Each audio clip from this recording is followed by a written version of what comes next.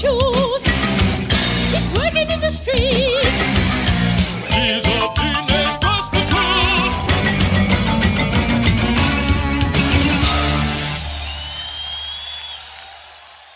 Amis camarades lecteurs, bonjour, nous sommes en 2017, je précise ça car quand je vous referai une vidéo dans 3 ans, le roman sera totalement différent, il fera 4000 pages de plus, donc je vous raconterai radicalement autre chose. En 2017, je vais donc vous présenter à la fois le plan et le roman, du champagne, un cadavre et des putes.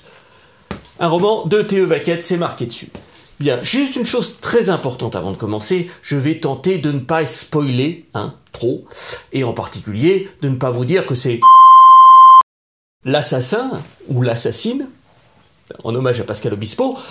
Néanmoins, ceux qui veulent arriver vierges sur le livre et ne pas être parasités parce que je leur ai raconté l'histoire avant, ne regardez surtout pas cette vidéo, c'est un vrai bon conseil. Personnellement, moi je déteste voir les bandes annonces avant d'aller voir les films. Voilà, vous êtes prévenus. Du champagne, un cadavre et des putes, ou plus exactement, du champagne, un cadavre et une pute, puisque ça raconte l'histoire d'Alice, est constitué de 2 romans.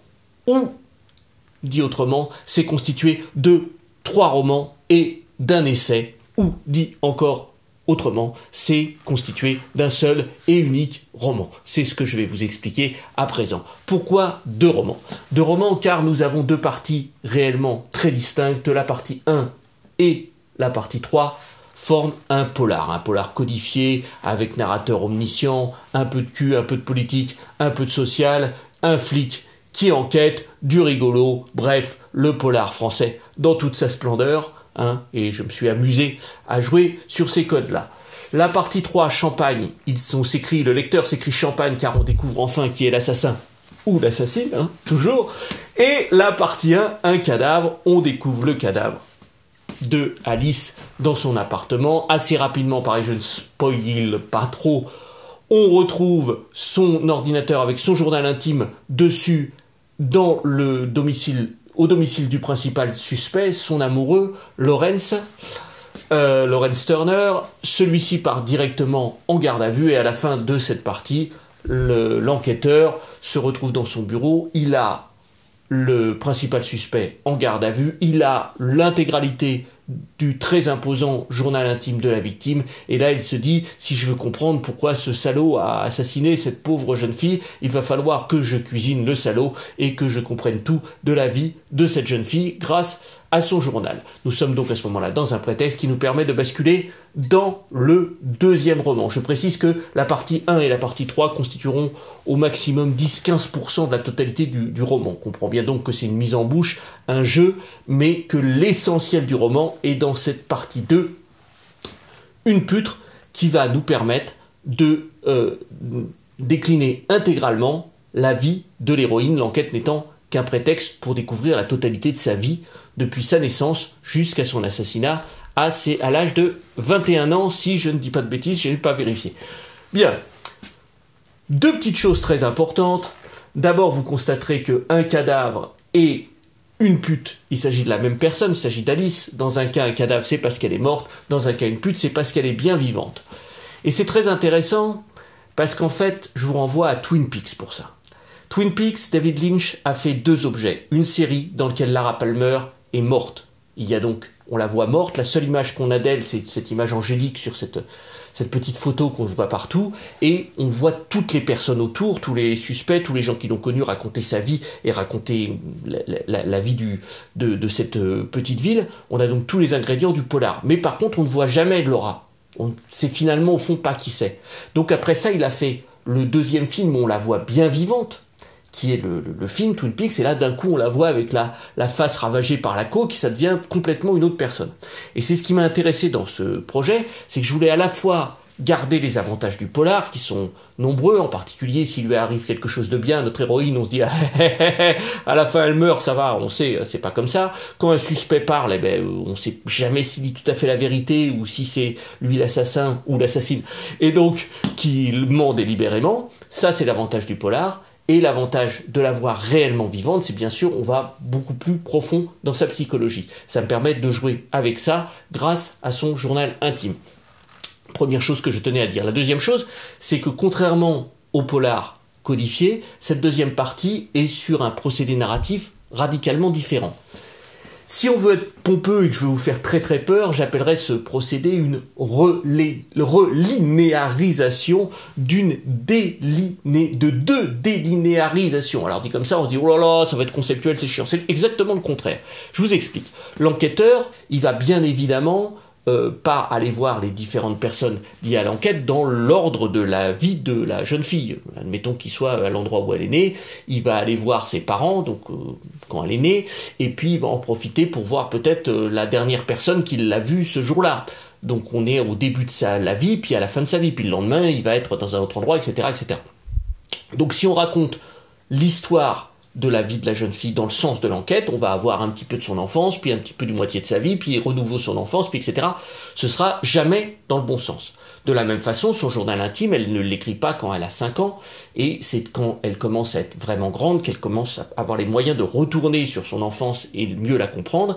Et donc, si on lit pareil son journal intime, on va apprendre des choses sur son enfance, ou sur son adolescence, ou sur ses 20 ans, plutôt à la fin de son journal qu'au début. On aura donc quelque chose de délinéarisé.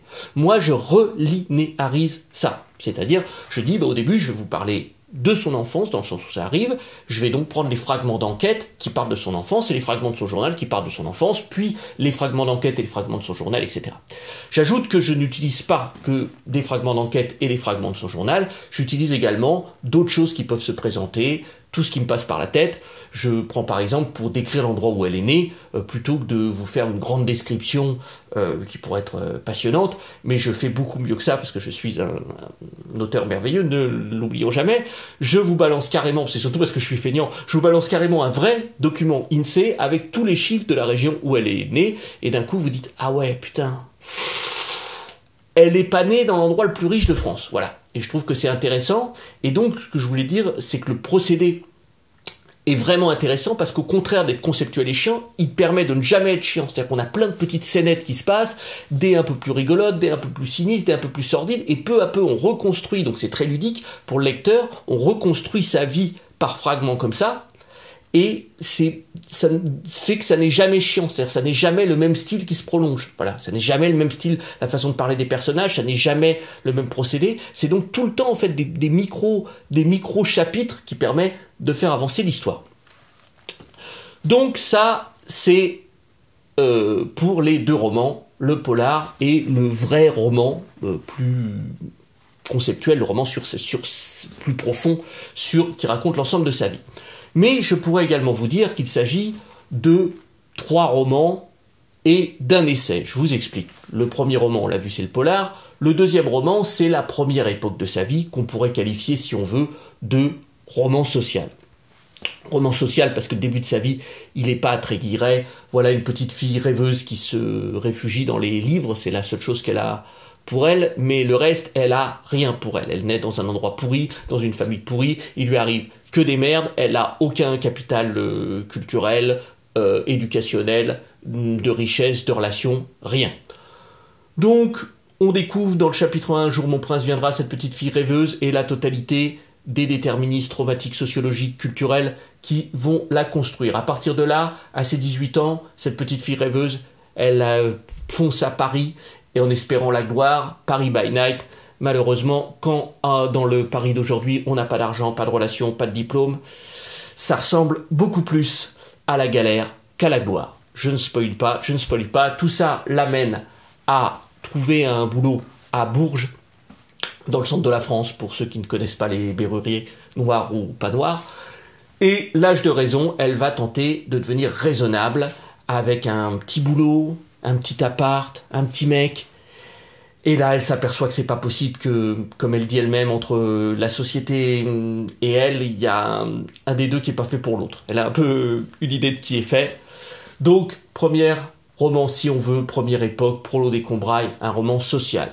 Et là, elle pète les plombs, elle change radicalement de vie, pareil, j'essaie de ne pas trop spoiler, et nous retrouvons dans la deuxième époque, qu'on peut qualifier, si vous voulez, de roman d'amour, d'où le troisième roman, le roman d'amour. Elle commence sa vie en bar à champagne, Sœur de la Côte, qui est un titre polysémantique, qui est un titre à double sens, à la fois Frères de la Côte, c'est une organisation criminelle des Caraïbes, me semble-t-il, et le Sœurs de la Côte, parce qu'elle rencontre sa meilleure copine, elles deviennent des sœurs, et que sur la Côte d'Azur, elles se mettent à pigeonner ensemble les mecs. Donc voilà pour le titre. Parallèlement, dans ce chapitre, je ne vais pas trop vite, mais nous avons également l'intégralité de la vie de sa meilleure copine et l'intégralité de la mère de la vie de sa meilleure copine pour vraiment comprendre, voilà. C'est pour ça que ça fait à la fin plus de 2000 pages, c'est un roman très riche. Nous arrivons alors au chapitre 5, un jour dans ce bar à champagne où elle travaille, arrive un jeune homme très particulier, très beau également, très excentrique, The Great Pretender, Lawrence, qui va devenir son amoureux. The Great Pretender, de nouveau, là encore un titre polysémantique, un titre à double sens, puisque Pretender, c'est le prétendant au trône, le prétendant à ton cœur, et puis c'est aussi, to pretend, c'est celui qui ment, c'est le séducteur dans le sens de menteur. Est-ce que cet homme est un amoureux sincère? Est-ce qu'il est une crapule cynique, manipulatrice, qui est finalement l'assassin, ou l'assassine? Ah non, si c'est lui, c'est forcément l'assassin. Mais, eh bien, vous le saurez en lisant The Great Pretender. Donc là, pareil, je vous spoil pas tout, ils se rencontrent, et puis ils vivent une folle histoire d'amour. C'est beau l'amour. Là, pour le coup, le titre n'est aucunement à double sens, il a un seul sens, c'est beau l'amour, c'est vraiment, c'est beau l'amour, et leur temps se passe de week-end en week-end, dans des très beaux endroits, à boire des très grands vins, et à visiter des musées merveilleux. Et un jour, grâce à la fois à cet amour, cette confiance qu'elle prend grâce à lui, cette petite fille rêveuse qui rêvait qu'un jour mon prince viendra, elle a le sentiment que tout ça se réalise pour de vrai, et un jour, il lui arrive quelque chose qui est totalement autobiographique, qui m'est arrivé au même âge qu'elle. Elle se trouve sous le plafond de la chapelle Sixtine, et elle a l'impression que le monsieur avec le doigt, là, il lui dit quelque chose, et là où la plupart des touristes passent en dessous, font une photo, font un selfie, et puis se barrent, elle reste 1 heure en dessous jusqu'à la fermeture, elle reste tout l'après-midi. Et elle se dit, je sens bien que c'est ridicule, je sens bien que je suis très prétentieuse, mais ça me dit quelque chose. Et ce quelque chose, c'est que l'âge de raison, la vie normale, tout ça, c'est pas fait pour moi. Moi, j'ai envie de faire auteur, mais je suis une pauvre fille des Combrailles qui a pas de diplôme, tout ça, et son amoureux, merveilleux ou pas, lui dit, écoute, vas-y, fonce, moi je serai là pour t'aider. Et donc, elle se lance dans le chemin d'auteur. Pareil, je vais assez vite. De là, nous arrivons naturellement à la 3e époque, Star du Berry, où elle se lance dans l'escorting. C'est pour ça que Star du Berry, parce qu'elle devient l'escorte la plus chère de tout le Berry. Et pourquoi je dis que c'est naturellement ça? Parce qu'en fait, c'est très complexe, il y a plein de raisons, tout ça est expliqué longuement dans le livre, mais on peut dire que d'une certaine façon, elle se lance dans l'escorting comme Jack London a été à la ruée vers l'or, largement pour vivre l'expérience, admettons, mais surtout pour en tirer un livre, en fait. Et là où la forme change, elle change pas, mais où elle s'enrichit à nouveau, c'est qu'en plus des différentes, ce que j'appelais tout à l'heure des pastilles, des fragments d'enquête, des fragments de son journal, on a à présent en plus l'intégralité du premier livre qu'elle écrit elle-même, et qui est un essai, si on veut, ou un pamphlet, parce que c'est quand même très très radical, qui s'appelle Super Alice contre les sales putes. Hein, les sales putes étant tous les putophobes, ceux qui se prétendent abolitionnistes et ceux qui se prétendent féministes en tête. J'ajoute quelque chose de très important, enregistré après coup, c'est pour ça que le son n'est pas raccord avec l'image. Quelle folle audace! C'est que l'un des moteurs narratifs, et sans doute aussi l'âme de ce roman, est la manière dont, entre les premiers postes très maladroits du début de son journal et le pamphlet en question, le lecteur assiste à la façon dont le style et la structure de pensée de l'héroïne, et plus généralement sa personnalité, s'affirment de plus en plus brillamment au fil des mois qui passent. Pour vous, messieurs, de nouveau un titre à double sens. Pour vous, messieurs, c'est parce que c'est le début de son annonce. Pour vous, messieurs, généreux et courtois, etc., etc. Mais pour vous, messieurs, aussi parce que le patriarcat, comme disent nos amis gauchistes, le patriarcat s'en prend plein la gueule. Donc pour vous, messieurs, allez-y. Le chapitre 8, Liberté, j'ai failli arrêter d'écrire après. Je vous jure que c'est vrai. Liberté, c'est le plus beau chapitre. C'est là, parce que j'ai écrit de plus beau dans ma vie. Ça pose donc à la fois la question du consentement, de la responsabilité individuelle, et puis évidemment la question de la marginalité, choisie ou subie. C'est magnifique, c'est une ode à la liberté. Je ne peux que vous le conseiller. Chapitre 9, fière d'être pute, là, elle devient militante pro-pute, casse-couille, limite CGT et casse-couille, voilà, Star du Berry, fier d'être pute. De l'autre côté du miroir, Changez tout, je ne les ai pas encore écrits, donc je ne vous en parle pas, même si je crois que je sais assez précisément où je vais. Je vous ajoute encore une autre chose, que normalement la prostitution, dans le politiquement correct, est présentée toujours comme une chute, comme un ah, oh. Alors que moi, vous remarquerez que Prolo des Combrailles, Princesse de Hell, Star du Berry, nous sommes vers un chemin, vers la lumière, réellement, et en tout cas vers un chemin vers la réussite sociale. Ça donne au moins une vision alternative des choses. Donc, 2 romans, on a dit, ou un roman, 2 romans, 3 romans et un essai, mais une fois encore, l'ensemble, et c'est le plus important à retenir, n'est qu'un seul et unique roman. C'est marqué dessus toujours, un roman de Théo Vaquette. Bien, c'est très important, et pour vous prendre un exemple très clair, c'est mon premier roman, pour ceux qui l'ont lu, Je gagne toujours à la fin. D'une certaine façon, on peut dire que c'est aussi 2 romans. Il y a une espèce de roman polar d'action, là, un peu à la San Antonio, où il prend les bunkers, un roman d'action historique, hystérique, pan. Et puis un deuxième qui est un bouquin qu'on a parfois classé dans la rubrique philo, ou en tout cas qui est un manifeste pour la liberté d'expression. Mais évidemment, si on lit que le manifeste ou si on lit que le bouquin est totalement mutilé. L'histoire continue, les personnages qu'on a rencontrés au début, Jasper l'incroyable se retrouve là, le héros continue son chemin et va arriver à la fin de l'histoire. L'ensemble est imbriqué. Mais là, de la même façon, dire qu'ici c'est purement un essai, ça n'aurait pas de sens. Si on publie cette partie-là avec le mot essai sur la couverture, c'est la personne qui va le lire faire ben non, c'est un roman, il y a des personnages, il se passe des choses, c'est n'importe quoi. Il y a un essai aussi compris dedans, mais l'ensemble forme un roman. Voilà, je crois que je vous ai dit quasiment l'essentiel. Un roman, c'est la chose la plus importante à retenir. 2 romans, si on veut, avec 2 formes très différentes. 3 romans et un essai. Et la publication se fera, si c'est via un éditeur directement dans la Pléiade, eh bien en un tome, gigantesque.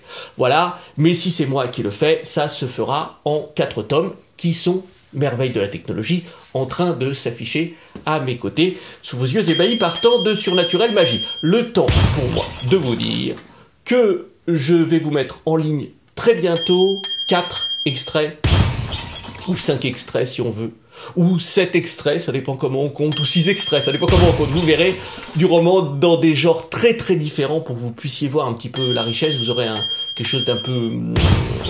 un cours d'ethnologie très, très sérieux dans la partie essai. Vous aurez une partie trop mignonne d'amour, c'est trop bien, c'est beau l'amour. Vous aurez une partie complètement délirante avec la commandante Che qui insulte tout le monde. Et vous aurez un très beau passage extrait de La Liberté sur la marginalité choisie ou subie.